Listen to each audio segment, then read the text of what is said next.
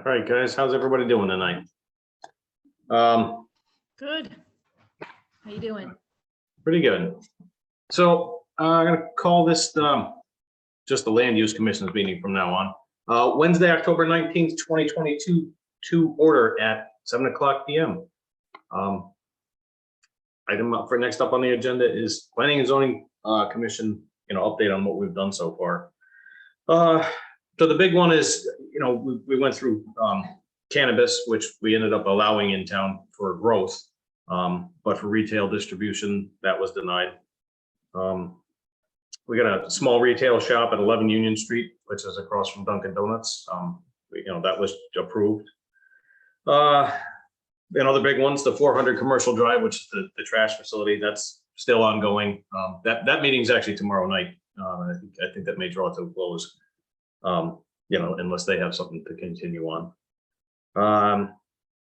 Got the Scandinavian Club. They put forward for an expansion back in July, I believe, and the way they had asked for it, the commission wasn't too thrilled about. So we asked them, well, we gave them direction to come back with another regulation change. So haven't heard back from them, I don't believe. They had a preliminary discussion at 575 Winthrop Road. I think that was a pretty good discussion. It was just preliminary, but I think it gave the commission kind of a feel for, cluster type housing and how we can go about better open space. And I mean, there was a lot of neighbors that didn't like the site, but I think a lot of good details came out of that. We had the establishment of the plan of conservation development. Picked everybody out for that. Marion Stay ended up being the chair of that, and they actually had their first meeting to kind of establish how this was going to come about, do some brainstorming, which I think some of you guys were on. That turned out really well. We actually had somebody put forward a regulation change for the Stone House, and that was another one. It's in the preservation and recreation zone. We actually denied that also, only because there's just a lot of little piecemeal stuff that keeps coming before planning and zoning.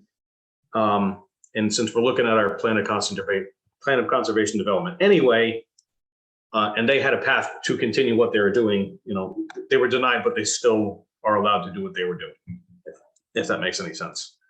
I think that's pretty much it for us. It looks like we got a pretty full agenda tomorrow. So we'll touch base on that stuff next time. I mean, Alan, unless you think I missed anything. No, I think you're good, Tony. All right. Anybody questions about that stuff, or any questions in general for planning or for planning and zoning? If not, I will give it a kick to Wetlands, but I don't see anybody from Wetlands on here. All right. Guess we're gonna have to bump them. And I don't see anybody from economic development, but that's nothing big there. Land trust, Lori, want to give us a spin? Tell us what we're up against, or what you're up against, and if we can help in any way. Sure, thanks. We have actually a lot of good news. We have a pending land donation that will connect us to our Lions property. And then Lions is connected to our most recent acquisition that gets us all the way over to River Road. So we're really excited about this. I can't give you a lot of detail because it's new, and we're meeting tomorrow night to vote on whether we accept it or not. But the land does meet all of our criteria, so most likely we're going to accept it. We're continuing on with our, glacial pace with our what we're calling our Winthrop preservation program. And essentially what that is we're reaching out to a lot of the neighbors in Winthrop area to see if, just to tell them, how they can conserve property or protect land that they own. We have a one-page little flyer that we developed. So I don't think you all have ever seen it. So what I'll do, Tony, is emailed it to the group, if that's okay. Yeah, absolutely. Yeah, I think that would probably help everybody. It helped us a lot to get it all written down on one page. And then the last thing I'll mention is we have, unfortunately, this is a conflict with this town celebration. We just found out, but we're going to be cutting a ribbon on a new trail on the 23rd on Sunday at 2:00 over on Essex Road. It's a trail in our Rattling Valley Ridge property, so right across from Pratt Cove, that now connects to our Bidwell property. So the trail goes up and over the hill to our Bidwell Preserve, and someday we hope will connect to Canfield. And so just keep that in mind, everyone. So I hope so too. If you figure that one out, we all want to make that connection. That'd be fantastic. If there's any questions, I'll take them. Otherwise, thanks so much for including us and giving us some time. Absolutely. Thanks for showing up, Lori. Appreciate that.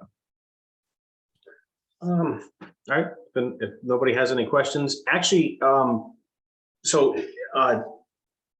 Dan, if you don't mind, I don't see that you have a microphone on here though, so I don't want to. I don't know. No, I'm signed in with my phone as well. Okay, yeah. I mean, if you can give us an update too, that'd be great. I know you're not on this agenda, but this is just like a ad hoc committee kind of thing. So I think Sure, if you could give us I want to pick your brain too, since you're on here. So go ahead. Sure. No real new business. Nothing's come across our plate recently, but regarding the POCD, we've kind of mapped out Main Street, and with the help of Jeff Hostetler and the Historic Society, we're trying to do a kind of a layering and overlay of historic records. They're gonna, once we get addresses associated with each of the improvements on the road, we're going to try to connect them with any historical images from the postcards found in the Historic Society's records. So just kind of a way to identify buildings and at least start with a historical perspective on them. Nice. So if you don't mind me asking, I did want to ask about the Deep River ice cream. I know you guys had some input on that, and actually have to bring this up at planning and zoning tomorrow. But we had kind of discussed having a buffer on the corner there of Absolutely. like a guard of some. So I didn't know if you guys discussed that too, but having some kind of guard there to protect, which doesn't seem to have happened. So yeah, specifically, we were talking about planters to block the way there, just for safety and a little bit of screening from the street. And I forget the gentleman's name, but he was receptive to that. So yeah, he was going to put some pavers down to match the brick. I can pull up the minutes, but yeah, he mentioned putting some hardscape down and then the planters.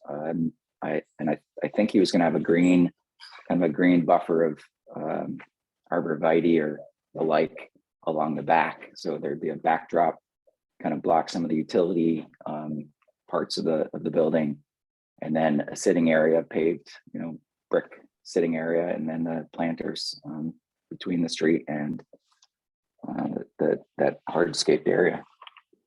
That's what made it in the minutes. Yeah, it's Matt Berry. That was his name. Yeah.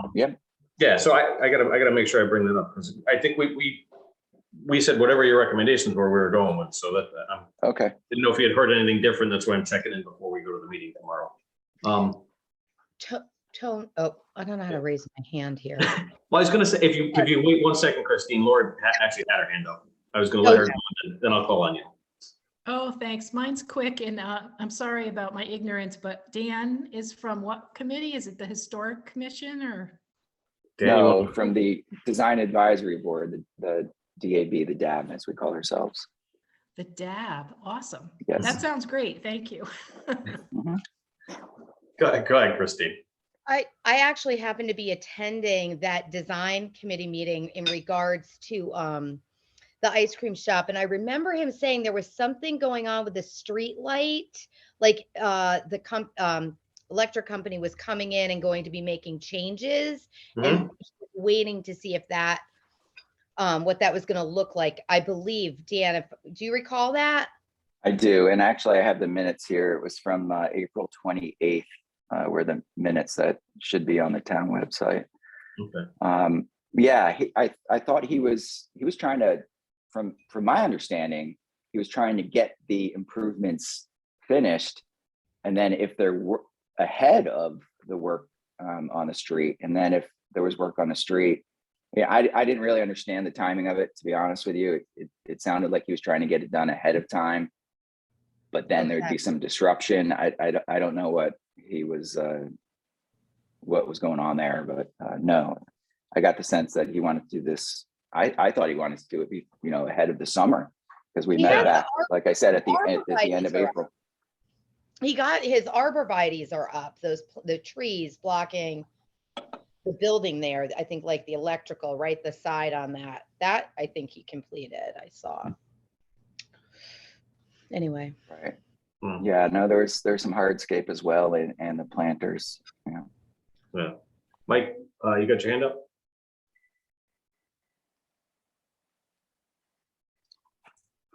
Dan, did I hear you slip in that there might be some road improvements on Main Street?